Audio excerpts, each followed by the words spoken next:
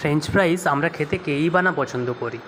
একদম রেস্টুরেন্ট স্টাইলে বাড়িতে বসেই আপনি একদম মুচমুচে ফ্রেঞ্চ ফ্রাইস বানাতে পারবেন। তার জন্য বাড়িতে থাকা যা উপাদানগুলি আছে সেগুলো দিয়েই আপনি বানাতে পারবেন। তাহলে আজকে ফ্রেঞ্চ ফ্রাইস শুরু করা যাক।